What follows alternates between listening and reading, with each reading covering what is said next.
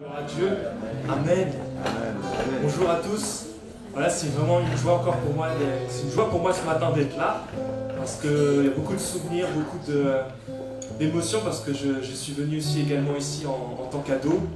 Et ça me rappelle cette période-là. Et je vois aussi qu'il y a des ados. Donc j'espère aussi qu'on aura l'occasion d'échanger sur ce que j'ai vécu. J'ai vécu de très belles expériences avec le Seigneur ici. Et vraiment ce matin, on va encore vraiment adorer notre Dieu, lui dire combien il est grand, il est merveilleux, tout ce qu'il a fait pour nous. Avec ce chant qui dit « Peuple de Dieu, lève tes mains pour l'adorer ». Amen. Peuple de Dieu, lève tes mains pour l'adorer. Peuple de Dieu, ouvre ta bouche. Dieu veut parler.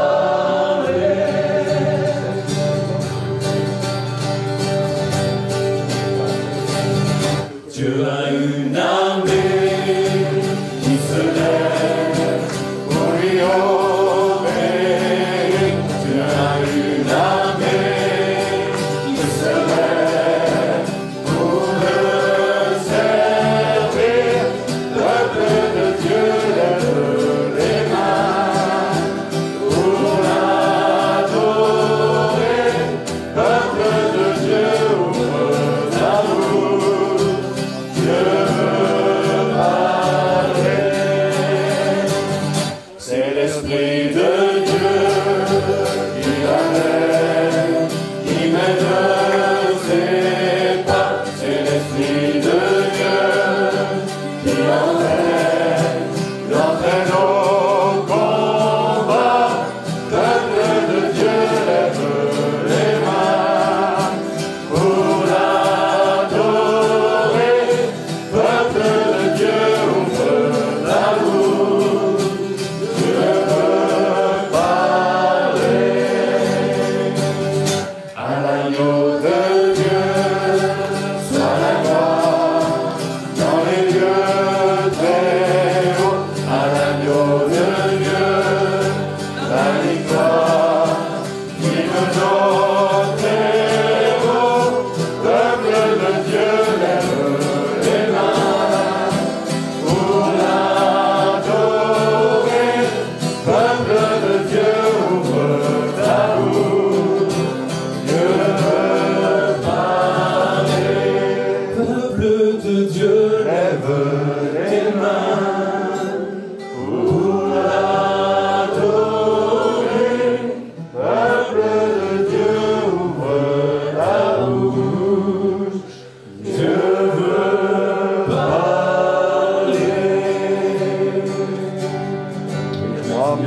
Je suis dans la joie ce matin. Êtes-vous dans la joie ce matin, peuple de Dieu? Dites-le. Je suis dans la joie ce matin.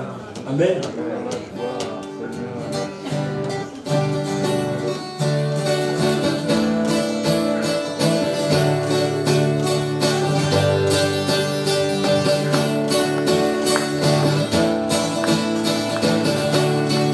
Je chanterai de tout mon cœur les merveilleuses œuvres de Jésus. Il m'a ôté les ténèbres, il m'a délivré de tout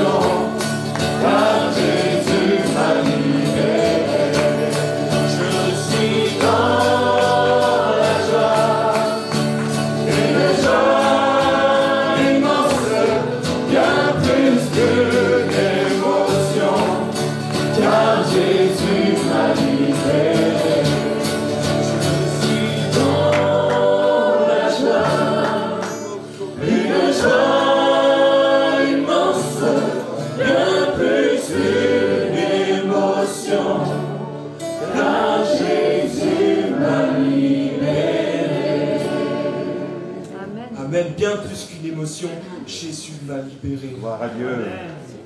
Et ce matin, Merci, nous Seigneur. sommes là tous réunis et je vois, il y a parents, il y a grands-parents, il y a famille, enfants, jeunes, ados. Et je sais qu'il y en a qui sont là depuis quelques temps. Moi, je suis arrivé hier. Et je crois que la bénédiction de Dieu, elle n'a pas de fin. Et je sais que Dieu va bénir ce matin. Il va nous bénir. Et il va bénir encore ces prochains jours. Et même si c'est le début, Dieu peut bénir ce matin. C'est une question de notre foi.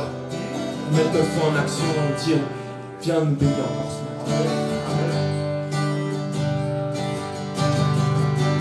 Dieu te bénit et te garde, il rayonne sur toi, il t'accorde sa grâce, ton Dieu seul tourne vers toi, te donne la paix. Dieu te bénit.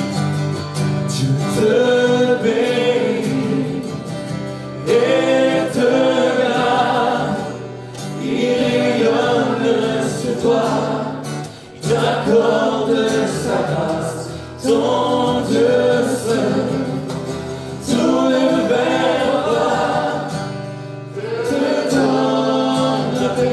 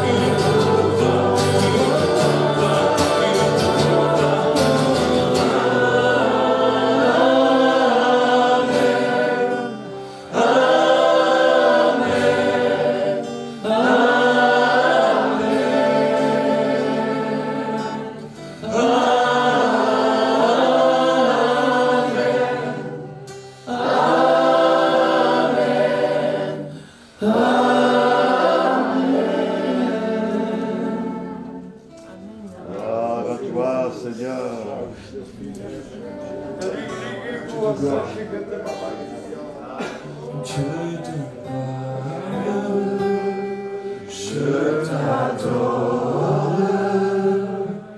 Ton nom s'élève en majesté de mes lèvres. Je célèbre ta victoire, ton règne, ton autorité. Digne es-tu, agneau de Dieu. Digne es-tu, agneau de Dieu. Tous les anges ensemble acclament la puissance de ton nom. Digne es-tu, agneau de Dieu. Digne es-tu, agneau de Dieu. L'univers entier proclame la beauté de ton saint nom.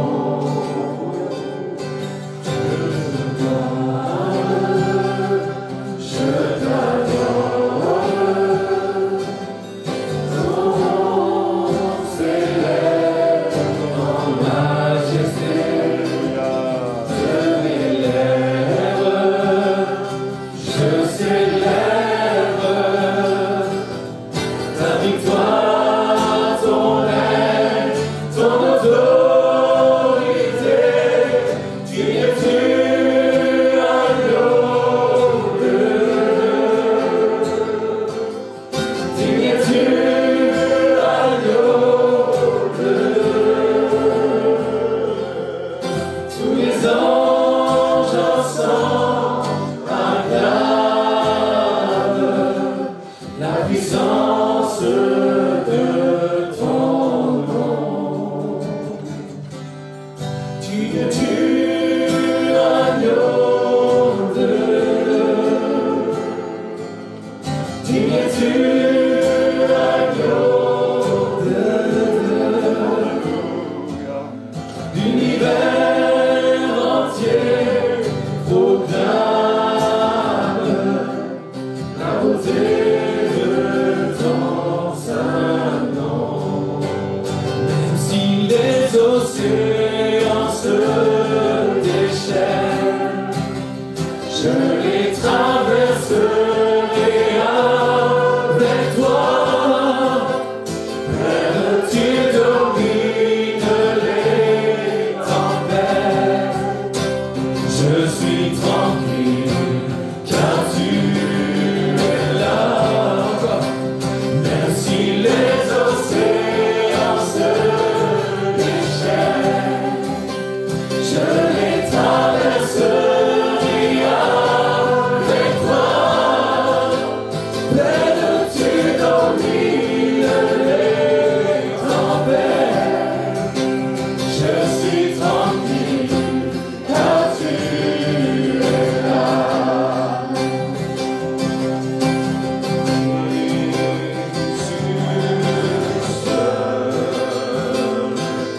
Je me confie.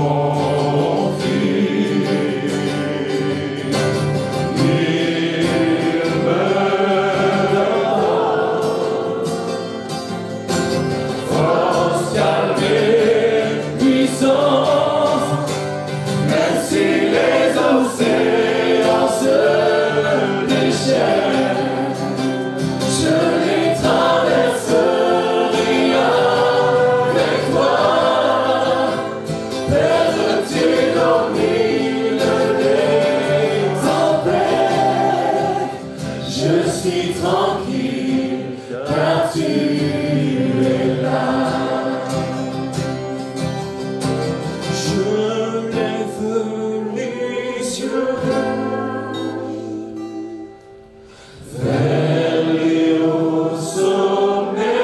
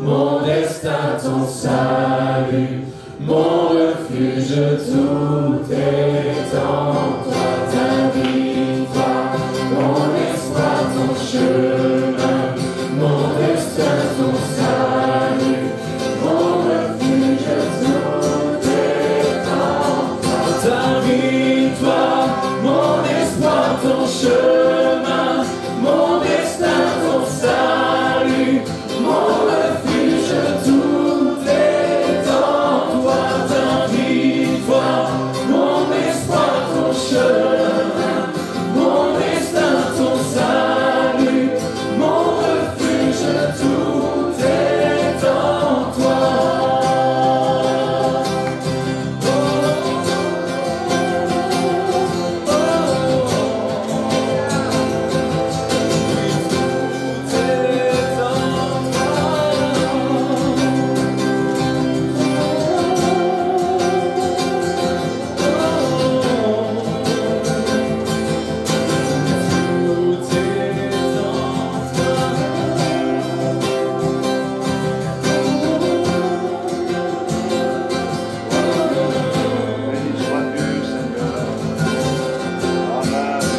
Prends mon âme, prends mon cœur, je te donne tout.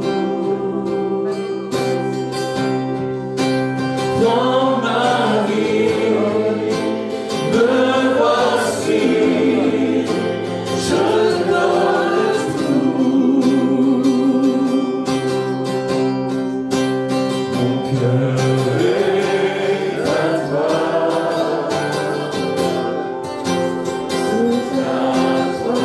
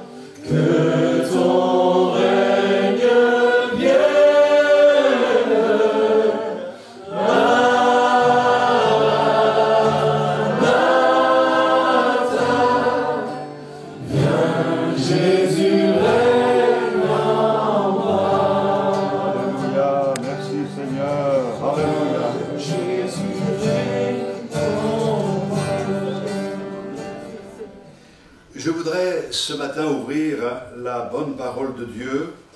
Je me suis arrêté sur un texte de référence et qui m'a interpellé, qui se trouve dans Jérémie, au chapitre 23, le verset 28.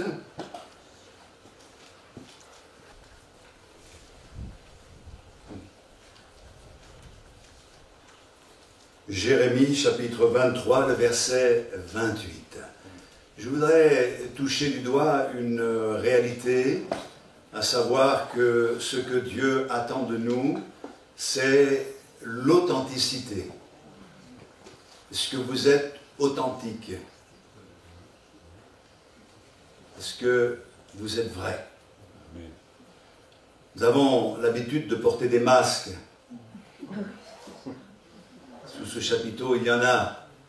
Ça peut aider pour qu'on ne voit pas certaines expressions. Quand le prédicateur parle. Mais je ne parle pas de ces masques-là, je parle de ce savoir-être, savoir-vivre, qui n'a rien à voir avec ce que la parole de Dieu enseigne, et qui fait que nous paraissons ce que nous ne sommes pas, ou alors même nous croyons ce que nous ne sommes pas. Il est important que nous réalisions que seul Dieu peut donner un jugement sur notre vie. Amen. Et nous devons réaliser ce matin que beaucoup avant nous ont reçu le témoignage qu'ils étaient agréables à Dieu, donc authentiques.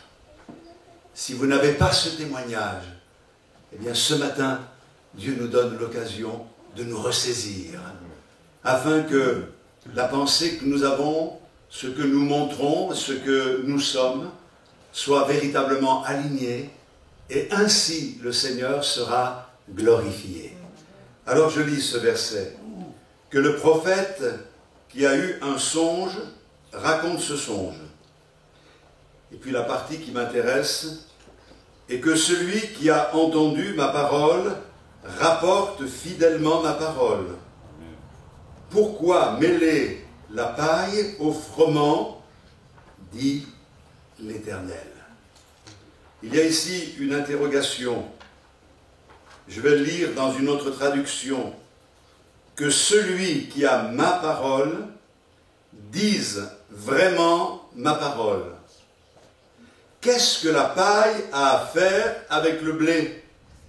Ou pourquoi mêler la paille au froment? Voilà une question qui m'amène à rentrer en moi-même.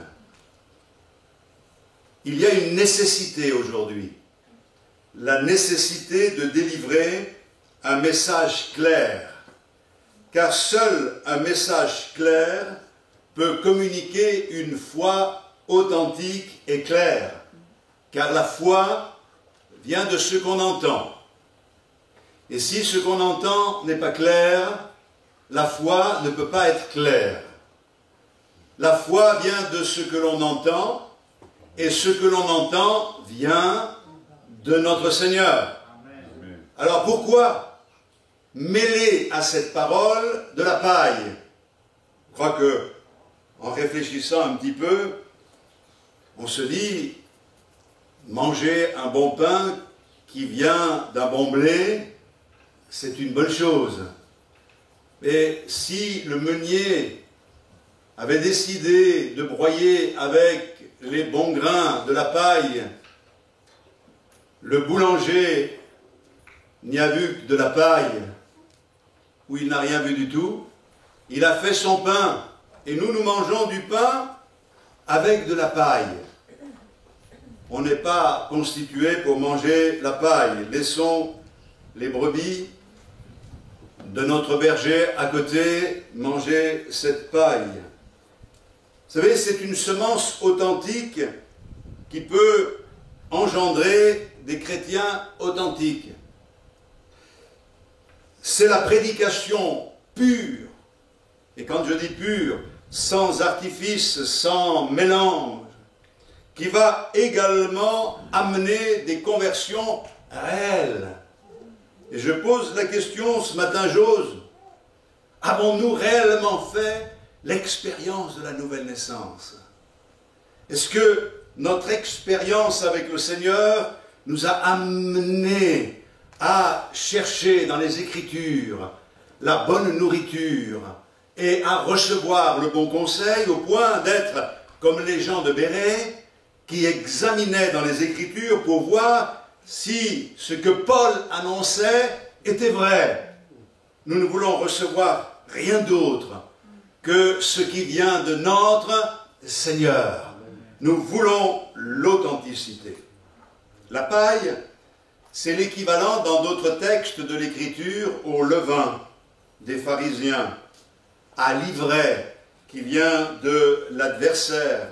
On peut mêler à la parole de Dieu, au froment, au blé, toute forme de superstition, d'idées charnelles, d'actes même de magie. Alors vous allez me dire, vous allez un peu loin, frère, mais savez-vous que les œuvres de la chair, c'est entre autres la magie. La magie est une œuvre de la chair. Et il est facile de mêler à ce grain authentique de la magie une forme de spiritisme. De spiritisme, je le dis, c'est quand j'entends quelqu'un qui se dit prophète et qui annonce qu'il est capable de sortir de son corps et d'aller se trouver chez les uns et les autres pour voir ce qu'ils disent et ce qu'ils font, afin de pouvoir utiliser cette parole qu'ils disent ou ce qu'ils font dans son message le dimanche. Je me dis, ça ne vient pas de Dieu. C'est tout ce que vous voulez, de l'ivraie, de la paille, c'est de la magie, c'est une forme de spiritisme, c'est tout ce que vous voulez, mais ce n'est pas ce que je veux. Ce que je veux, c'est l'authenticité. Et que dire de l'idolâtrie quand, au lieu de présenter celui qui est seul digne d'être adoré, nous présentons toutes sortes d'autres choses? Est-ce que la prédication de la parole de Dieu nous amène à aimer le Seigneur davantage, à aimer sa parole, à nous remettre en question? Est-ce que nous avons vraiment dans notre cœur ce désir de plaire à Dieu? C'est important parce que autrefois le peuple d'Israël se déplaçait, agissait au son de la trompette. Et c'est pour cette raison que dans 1 Corinthiens, au chapitre 14 et au verset 8, l'apôtre Paul dit ceci: « Si la trompette produit un son incertain, qui se préparera au combat ?» C'est important. Nous sommes dans les derniers temps et il faut que le son de la trompette soit clair pour que le peuple de Dieu partout puisse s'équiper et se préparer, car les temps sont courts et nous n'allons pas vers des temps faciles. Et il ne suffit pas, comme dans la publicité, de se contenter de toutes ces allégations qui induisent les gens en erreur. C'est le rôle de la publicité. En matière d'aliments, lorsqu'on écoute certains ou certaines publicités, on a l'impression que l'aliment qui est présenté, c'est un aliment qui contient toutes les vertus, ou telle pilule va nous donner tel résultat. Alors certains en profitent pour nous tromper, parce qu'on a tellement soif de voir les choses s'améliorer dans notre santé qu'on y croit. On croit qu'en prenant certains cachets, notre graisse va fondre. On croit beaucoup de choses. Et il y a une exploitation, je l'avais dit ici, ça m'avait amusé, même si ce n'est pas amusant, mais il y en a un qui a fait fort et qui, par le biais des médias, a expliqué qu'il avait trouvé le moyen de nous faire maigrir par un exercice tout simple. Et il demandait une vingtaine d'euros, 19,99 €. Et les gens donc envoyaient cet argent, payaient pour recevoir cet exercice. eh bien, je peux vous dire que ça marche. Ça marche. Il s'en est mis plein les poches, mais l'exercice marche aussi. Est-ce que vous le voulez? Moi, je vous le donne gratuitement. Hein. Il disait ceci, pour maigrir, quand on vous tend un gâteau, tournez la tête de gauche à droite. Vous voyez, c'est une exploitation. Ce que je dis nous amuse, mais en réalité, frères et sœurs, devons savoir que dans le domaine de la vie chrétienne, il y a beaucoup de messages qui ressemblent à des slogans. Vous pouvez toujours lire dans l'Écriture, je m'écris loué soit l'Éternel et je suis délivré de mes ennemis, et penser qu'en proclamant je suis délivré de mes ennemis car je m'écris loué soit l'Éternel, que ça marche. Derrière cette confession, il y a l'authenticité qui ne peut pas échapper au regard de notre Seigneur et qui demande de chacun de nous d'être vrai en sa présence. Je peux m'écrier loué soit l'Éternel, mais pas simplement dans un moment. Oui, ça nous est arrivé de crier au Seigneur, et le Seigneur nous a délivrés, il a manifesté sa grâce et sa gloire. Mais la vie chrétienne, ce n'est pas une suite de manifestations magiques. Il y a autre chose. Il y a une construction qui doit s'opérer dans nos vies et qui est le résultat d'un sérieux dans la présence de notre Seigneur. La Bible nous annonce que dans les derniers temps, il y aura une grande confusion. Alors, elle est générale, cette confusion, et nous pouvons assister aujourd'hui à ces choses, mais elle ne concerne pas seulement la confusion dans le monde. La Bible nous dit que l'Antichrist va créer une situation de confusion qui sera telle que même les élus pourraient être séduits. Je vais faire la différence entre l'Antichrist et l'Antéchrist. Il y a plusieurs Antéchrists. Ces Antéchrists sont là pour préparer la venue de l'Antichrist. L'Antichrist, c'est contre Christ. L'Antéchrist, c'est ceux qui sont avant Christ, avant sa venue, avant son retour. Il y a cette préparation. Et 2 Thessaloniciens 2,9 et en suivant dit ceci.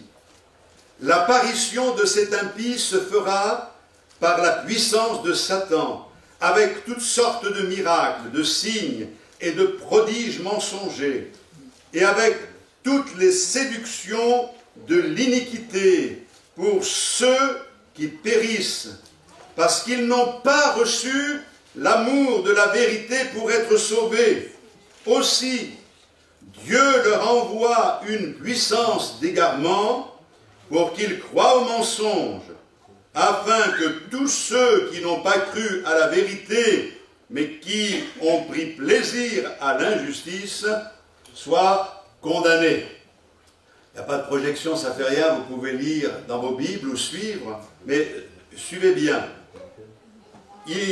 Parce qu'ils n'ont pas reçu l'amour de la vérité pour être sauvés, aussi Dieu leur envoie une puissance d'égarement pour qu'ils croient au mensonge. Attendez, vous avez bien vu avec moi, hein? C'est parce qu'ils n'en veulent pas de la vérité, Dieu leur envoie une puissance d'égarement. La Bible dit dans Matthieu 24, car il s'élèvera au verset 24 de faux Christ, de faux prophètes. Ils feront de grands prodiges et des miracles au point de séduire, de façon à égarer, bien sûr, s'il était possible, même les élus. Et en lisant dans la parole de Dieu, j'ai trouvé une illustration que nous donne le Seigneur par l'expérience d'un roi, le roi Akab, qui est particulièrement troublante. Mon but n'est pas de vous troubler, mais de vous amener à comprendre que les choses avec Dieu, c'est du sérieux. Vous savez, Akab n'a pas voulu recevoir la vérité. ils ne voulaient pas entendre le message prophétique. La prophétie, ce n'est pas d'annoncer les choses à venir, c'est d'être la bouche de Dieu. Et on a besoin aujourd'hui d'hommes et de femmes qui deviennent la bouche de Dieu et qui disent la parole de Dieu sans y mêler la paille. Et quand on n'a pas envie d'entendre la vérité, Dieu permet que l'erreur soit annoncée. Oui? Comprenez bien, quand on n'a pas envie d'entendre la vérité, Dieu permet que l'erreur soit annoncée. Et de cette manière, il révèle l'état de notre cœur. Et nous comprenons, dans ces moments-là, que nous avons plus de facilité et nous sommes plus prompts à croire le mensonge que de croire la vérité. Et c'est extraordinaire. On va lire dans Rois 22, 20.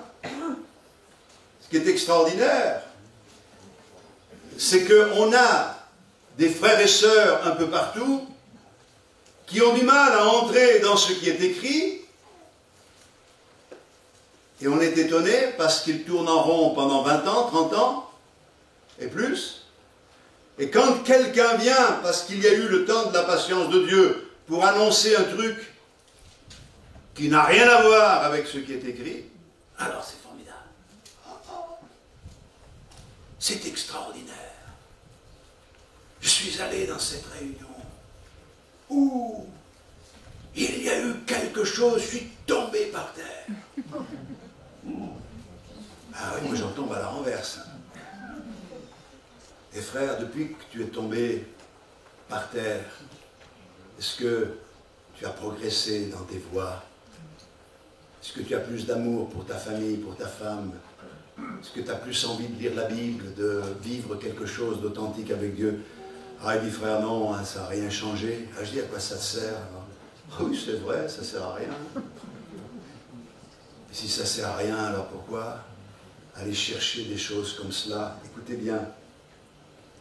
Et l'Éternel dit, qui séduira Akab pour qu'il monte à Ramoth en Galaad et qu'il y périsse? Ils répondirent, l'un d'une manière, l'autre d'une autre. Et un esprit vint se présenter devant l'Éternel et dit, moi, je le séduirai. L'Éternel lui dit, comment? Je sortirai, répondit-il, et je serai un esprit de mensonge dans la bouche de tous ses prophètes. L'Éternel dit, tu le séduiras et tu en viendras à bout. Sors et fais ainsi.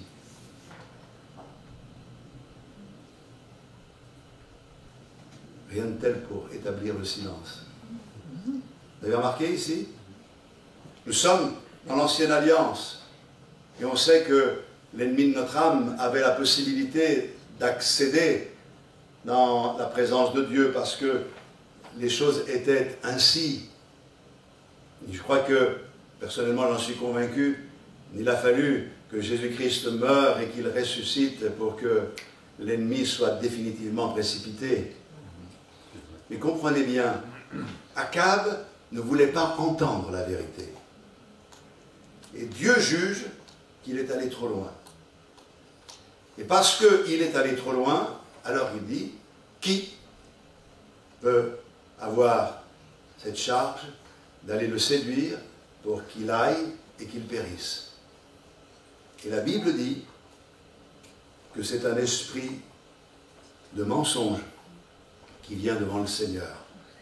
Et le Seigneur lui dit, comment le séduiras-tu? Comment t'y prendras-tu? Non pas que le Seigneur ne le sait pas, mais il pose la question pour que nous le sachions. Et la réponse est, je serai un esprit de mensonge dans la bouche de tous ces prophètes. Ça veut dire que ces prophètes qui n'avaient pas l'amour de la vérité ont commencé à véhiculer un message qui venait non pas de l'Esprit de Dieu, mais d'un esprit de mensonge. Pourquoi la séduction est-elle si grande aujourd'hui? Eh bien, tout simplement parce qu'il y a des esprits séducteurs. Ce n'est pas simplement le raisonnement, mais on accroche à des choses qui sont fausses à cause de l'aveuglement que nous avons maintenu dans notre vie. Or, je crois, mes frères et sœurs, que le temps est venu de déchirer ce voile qui est devant nos yeux. Le temps est venu d'ouvrir les yeux et d'ouvrir notre cœur et de nous souvenir que l'Esprit de Dieu ne peut pas inspirer autre chose que ce qui est conforme à la parole de Dieu, pour y revenir sans cesse, et que nous laissions de côté toutes les bizarreries que nous rencontrons aujourd'hui, et qui n'ont rien à faire dans le culte qui est offert à Dieu. Amen. Oui, Dieu fait ce qu'il veut, mais je ne voudrais pas d'une manière absolue que l'on tombe dans une forme d'obscurantisme et qui voudrait qu'on se referme, et on y reviendra peut-être à cause de la crainte que l'on a de toutes ces choses bizarres, au point de ne pas laisser le Seigneur nous visiter et que nous n'ayons plus cette liberté quand nous sommes dans sa présence. Nous voulons cette liberté, mais nous ne voulons pas faire de cette liberté un moyen d'agir contre la vérité. Moi j'ai un tempérament, et qui est un tempérament que je suis obligé de réfréner. C'est mon tempérament. Et le Seigneur n'a pas voulu dépersonnaliser ceux qui sont venus à lui, mais il a voulu canaliser notre personnalité pour que nous puissions le servir. Et je suis heureux de voir cette diversité qui existe au sein du peuple de Dieu. Elle doit être une réalité. Nous ne sommes pas pareils, nous sommes différents. Mais si nous sommes différents, même dans l'expression, et particulièrement dans l'expression, nous ne devons pas être différents sur le fond, sur la base. La base est la même. Nous ne voulons pas écouter les esprits mensongers. Et nous voulons écouter, frère Pilato me fait signe, oui, nous voulons écouter la parole de Dieu. Amen. Établir notre vie sur ce qui est écrit, être sensible à l'action de l'Esprit de Dieu. Que dit la Bible des temps actuels?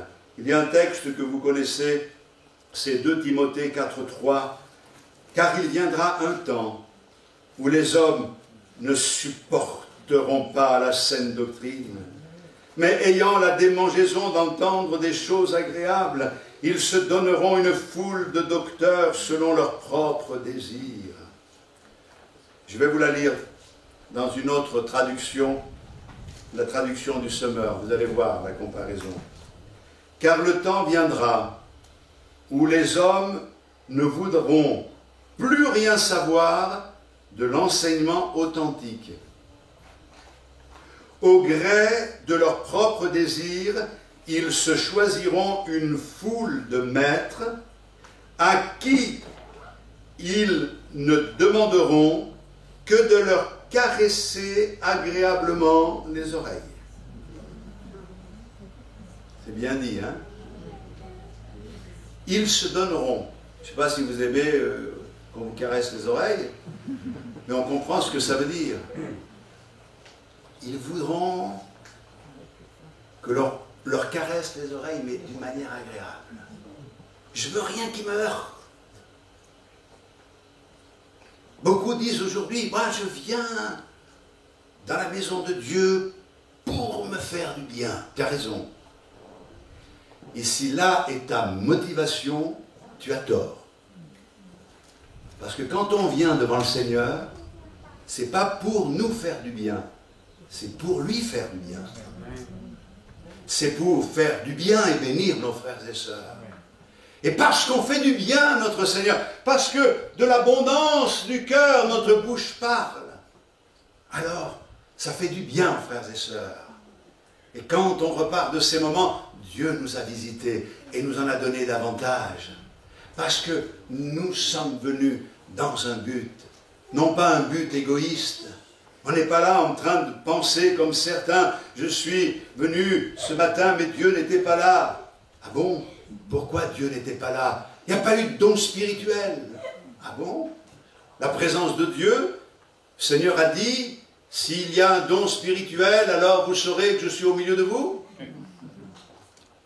Lorsque 2 ou 3 sont assemblés en mon nom, Amen. Je suis au milieu d'eux. Il ne faut pas déformer la parole de Dieu. Et il ne faut pas tomber dans les pièges. Nous devons donc cultiver le discernement spirituel pour pouvoir distinguer le vrai du faux. Si vous permettez, je vais aller un peu plus loin. Vous permettez? Non? Oui. Vous me dites, hein?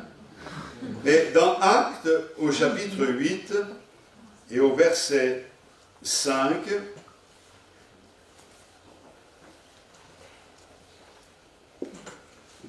Philippe, étant descendu dans la ville de Samarie, il prêcha le Christ. Les foules tout entières étaient attentives à ce que disait Philippe. Lorsqu'elles apprirent et virent les miracles qu'il faisait, car des esprits impurs sortirent de plusieurs démoniaques en poussant de grands cris, et beaucoup de paralytiques et de boiteux furent guéris. Et il y eut une grande joie dans cette ville. Il y avait auparavant, dans la ville, un homme nommé Simon, qui se donnant pour un personnage important, exerçait la magie et provoquait l'étonnement du peuple de la Samarie. Tous, depuis le plus petit jusqu'au plus grand, l'écoutaient attentivement et disaient « Celui-ci est la puissance de Dieu, celle qui s'appelle la grande. » Ils l'écoutaient attentivement parce qu'il les avait longtemps étonnés par ses actes de magie. Mais quand ils eurent cru à Philippe, qui leur annonçait la bonne nouvelle du royaume de Dieu et du nom de Jésus-Christ, hommes et femmes se firent baptiser. Simon lui-même crut, et après avoir été baptisé, il ne quittait plus Philippe, et il voyait avec étonnement les miracles et les grands prodiges qui s'opéraient. Ça ne veut pas dire que sa conversion a été authentique, mais on va en rester là. Nous avons donc ici une situation de grande confusion. On pourrait parler d'une confusion extrême. Il y avait dans cette ville de Samarie un homme, Simon, c'était un magicien. Il tenait toute la région sous sa coupe. Il avait une grande influence parce qu'il avait certains pouvoirs. Il diffusait un certain enseignement, car les gens l'écoutaient, et il est dit du plus petit au plus vieux. On pourrait traduire de toutes les classes de la société. Tous l'écoutaient. À l'appui de ce message qu'il enseignait, il y avait du résultat. Il se faisait des choses extraordinaires. Il y avait des miracles. Je voudrais souligner que ce n'est pas parce qu'il y avait un discours et qu'il se faisait des miracles que Dieu était dans l'affaire. Est-ce que vous comprenez bien? Dieu permet qu'il y ait ces situations pour révéler les dispositions des cœurs.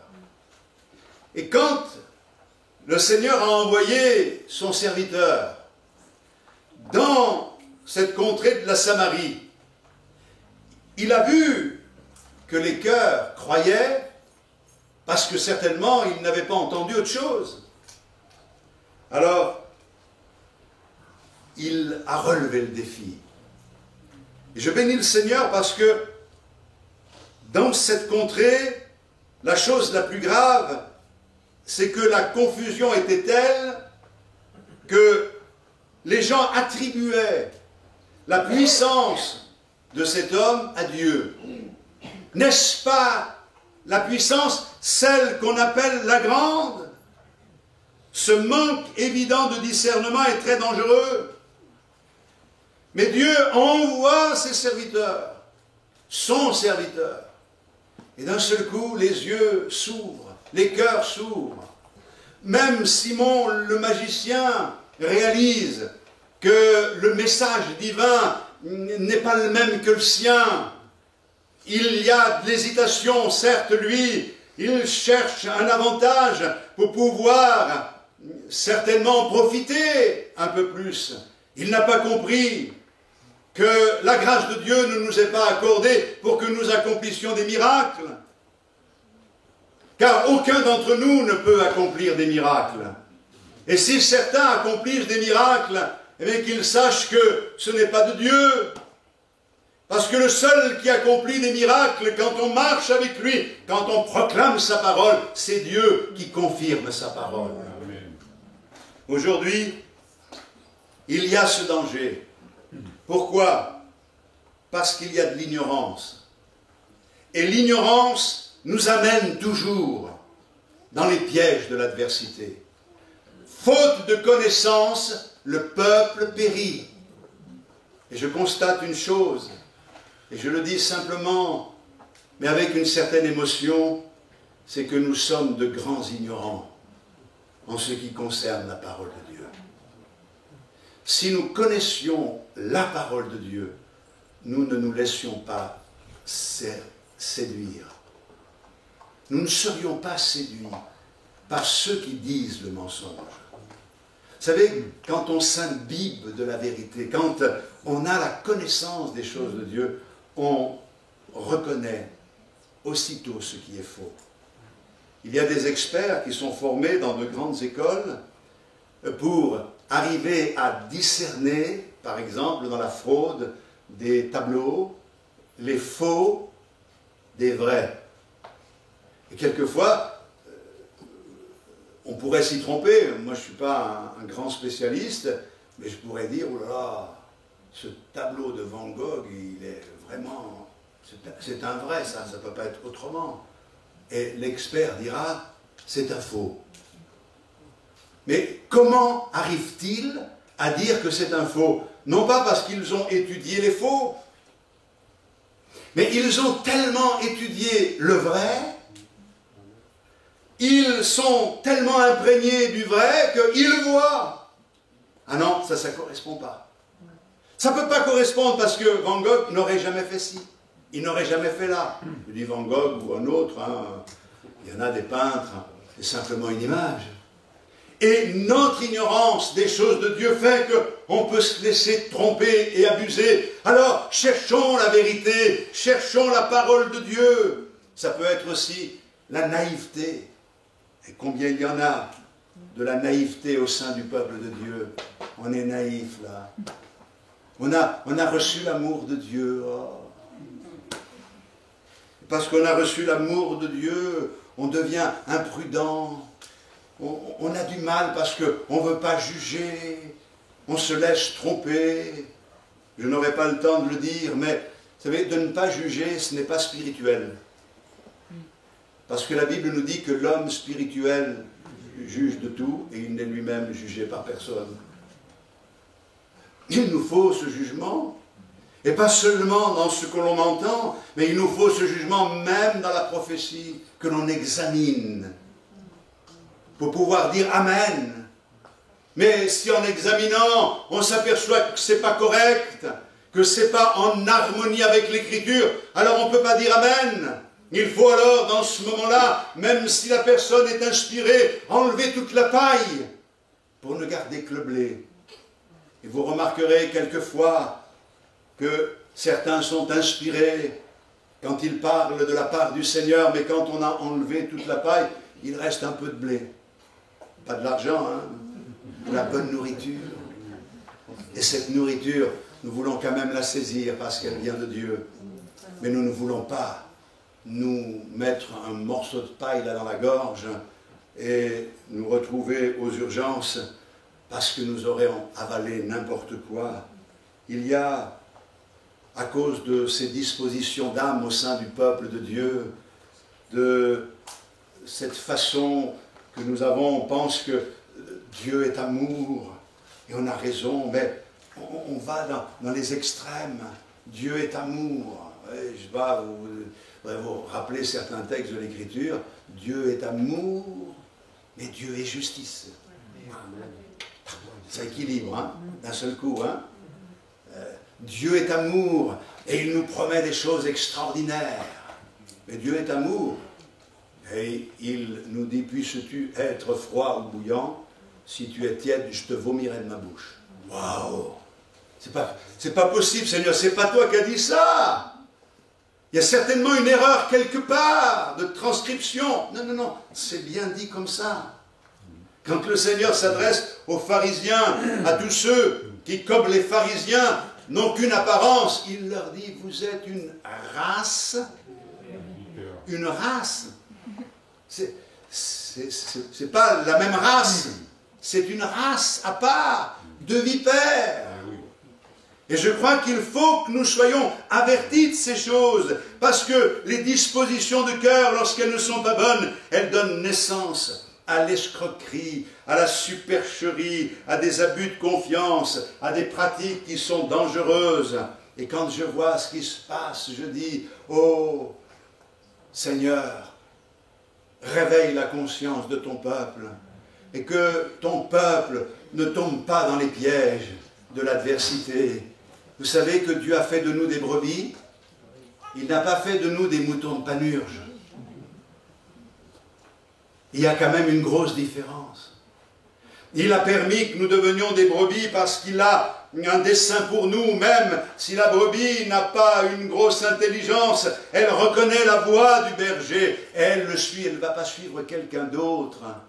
Et Dieu lui a donné la possibilité de faire quelque chose de glorieux parce que elle se nourrit dans le pâturage du berger, il veille à ce qu'elle ne mange pas n'importe quoi. Elle prend cette nourriture, elle fait partie des ruminants. La nourriture qu'elle bâche, elle la met dans un de ses estomacs et ensuite, tranquillement, elle rumine cette nourriture qui devient une substance pour la maintenir debout, pour lui donner la possibilité de donner aussi du bon lait, mais plus encore, pour que chaque année, elle donne naissance à un agneau. Et vous savez, une brebis qui ne donne pas naissance à au moins un agneau, parce que des fois il y en a deux, mais c'est une brebis qui au bout d'un ou 2 ans est destinée à la boucherie.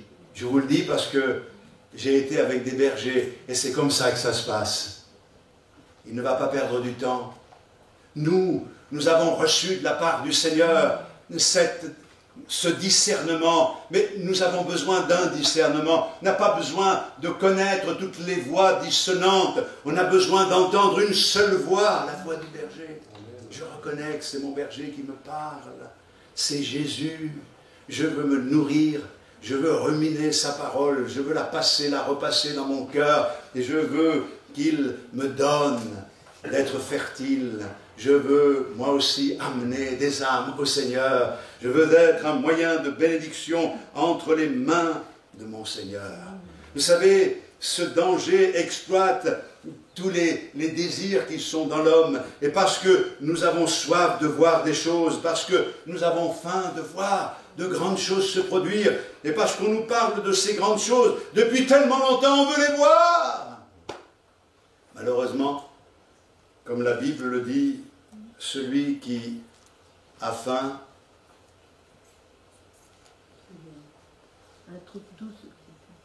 trouve doux même ce qui est amer. Ouais. Vous avez déjà vu, là on fait du vélo hein, sur Igual, ceux qui arrivent, il y a du vélo. Mais sachez que nous sommes une certaine mécanique, et quand on arrive au bout de nos ressources, eh bien, il n'y a plus de jus. Et si vous ne prévoyez pas le ravitaillement, une barre de céréales, quelque chose, vous allez connaître à un moment donné, surtout que ça monte ici, même si ça descend, la fringale. Alors je ne sais pas si vous avez déjà vu un cycliste qui a la fringale, mais quelquefois vous pouvez le voir, il a laissé le vélo au bord de la route, il est dans les champs, il va brouter l'herbe. Ah oui, non, c'est sérieux. Il n'a plus d'eau, il a plus d'eau, il n'a plus rien. La seule chose qu'il trouve, c'est de l'herbe. Il broute de l'herbe. Moi, j'ai vu ça. Qu'est-ce que je suis en train de vous dire, là? Quand on a faim, quand on n'en peut plus, on est prêt à trouver bon, même ce qui n'est pas bon. Mais le Seigneur nous dit, tu peux éviter cela. Nourris-toi bien de ce qui est bon, et tu n'auras pas faim pour ce qui pourrait te faire du mal. Et je crois que c'est important de le dire aujourd'hui. Donc nous sommes avertis de ces phénomènes qui prolifèrent à cause aussi du rejet de Dieu, à cause du rejet de la vérité. Et c'est ce que nous voyons dans 2 Timothée. Je ne vais pas vous garder trop longtemps, mais dans 2 Timothée au chapitre 4, nous connaissons ce texte.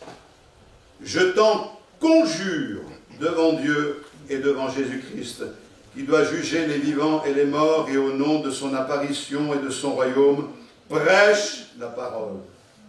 Insiste en toute occasion, favorable ou non, reprend, censure, exhorte, avec toute douceur et en instruisant. » Attention, il est bien dit ici que le serviteur de Dieu doit reprendre. Nous n'aimons pas être repris, hein, on se vexe. Oula, je suis vexé, je change d'église. Tu changes, vas-y, hein. Si ça t'amuse de tourner d'un côté de l'autre, si ta vie elle est simplement à ce niveau-là, il y a un problème. Censure, censure. Il faut quelquefois censurer. Exhorte, on a besoin d'exhorter. Mais en toute douceur et en instruisant, c'est-à-dire en montrant, en prouvant d'après la parole de Dieu que ce que l'on dit est vrai. Parce que quelqu'un pourrait dire, bah oui, mais à partir de maintenant, je vais censurer. Le Seigneur me dit de dire la vérité. Ouais, mais le problème, c'est qu'il faut que tu y mettes les formes.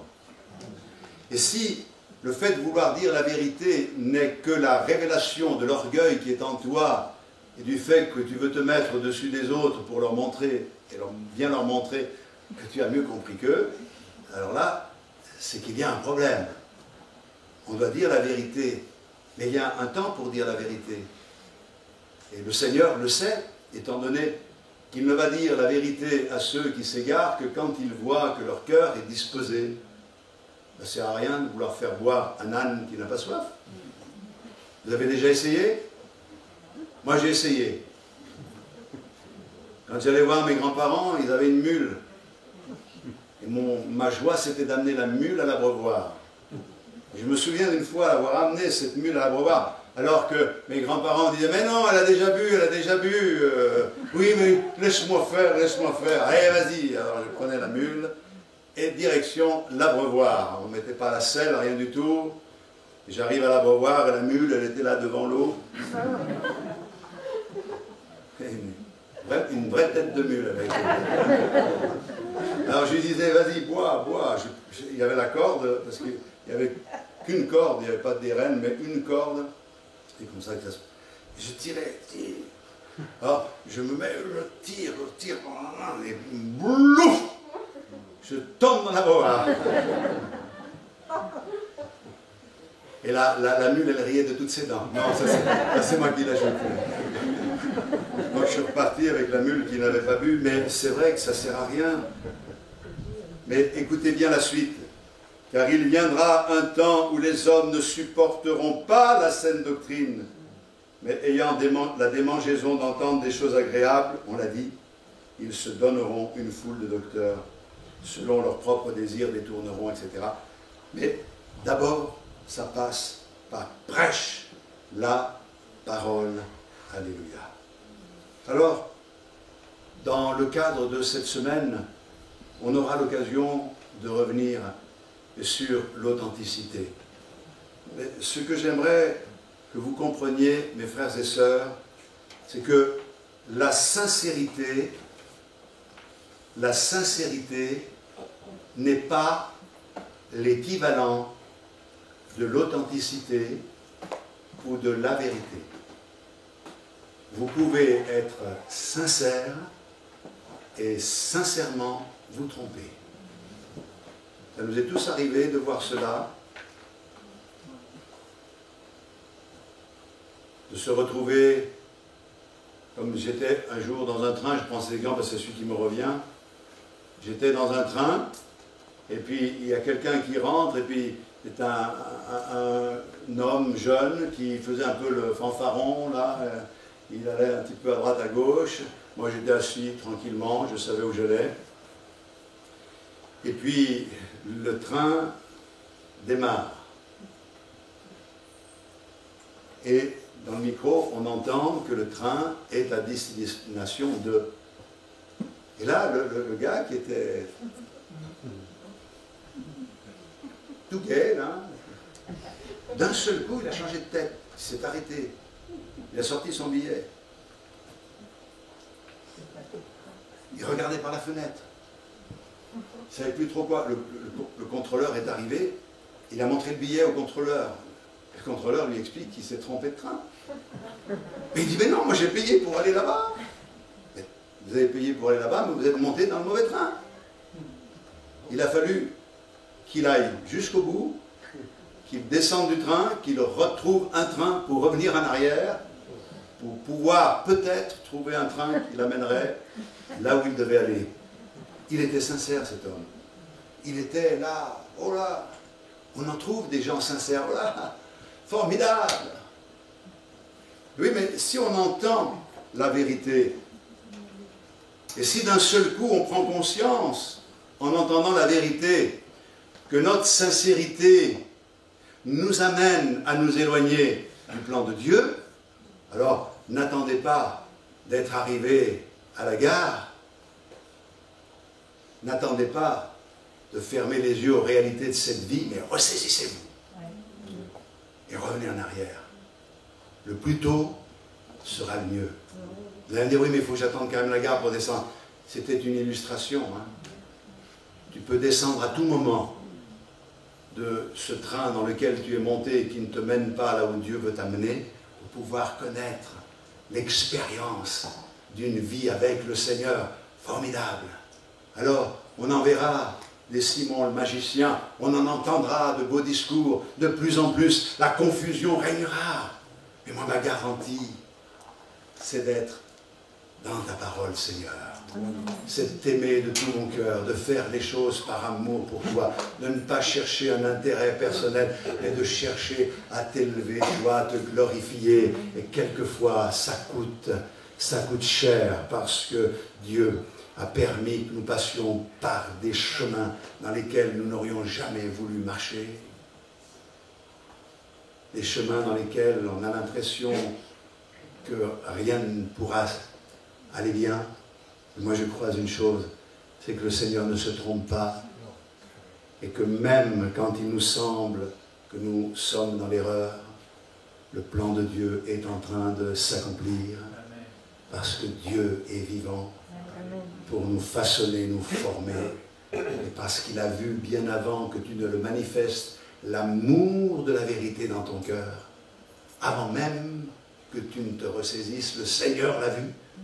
Alors il a permis que tu vives certaines choses pour que tu affirmes ta foi et que tu vives avec cette intelligence renouvelée par le Saint-Esprit.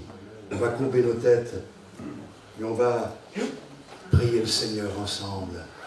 J'aimerais que nous puissions faire monter vers Dieu une prière sincère, la prière de cœur qui aime Dieu. Nous voulons l'aimer de toute notre âme. Gloire à Dieu. S'il te semble qu'il te manque quelque chose, eh bien on prend la liberté de prier pour vous et avec vous, pour que vous puissiez avoir cette bénédiction ce matin sous ce chapiteau. Alléluia. Gloire à Dieu. Élevons nos cœurs tous ensemble. Prions le Seigneur. Oh, gloire à notre Dieu. Seigneur, je te loue pour ta fidélité, pour ta patience et pour ton amour. Mais Seigneur, tu dis, pourquoi mêlez-vous la paille avec le froment? Nous ne voulons pas de mélange, Mais Seigneur, nous voulons quelque chose d'authentique, de pur, quelque chose de profond, quelque chose qui nous amène à pouvoir dire tel tu es, tel nous sommes dans ce monde, les reflets de ta gloire, les reflets de ta personne. Oh, viens nous inonder de ta grâce, viens nous rafraîchir ce matin, ici sous ce chapiteau, ou derrière l'écran pour ceux qui écoutent, que ta grâce les atteigne et que nous prenions conscience, Seigneur, que le temps dans lequel nous sommes est un temps de confusion, mais qu'au sein de la confusion, tu fais germer la vérité, parce que tu es le Dieu qui triomphe toujours. Tout passera, toutes ces modes passeront, mais toi, tu demeures éternellement. Ta parole demeure toujours. Alors, gloire à toi, Seigneur, pour ce que tu fais. Maintenant, je te prie pour mes frères et sœurs, et je te demande, Seigneur, d'agir dans leur vie, au plus profond de leur âme, d'ouvrir les yeux de leur âme, de nous permettre d'y voir clair, de rentrer en nous-mêmes, de nous positionner par rapport à toi. Nous savons que tu ne feras en nous que ce que nous te permettrons de faire. Garde-nous d'être orgueilleux, d'être obstinés. Permets-nous de céder devant ton amour. Amen. Nous te le demandons au nom de Jésus. Oui, amen. Amen. Amen. Alléluia.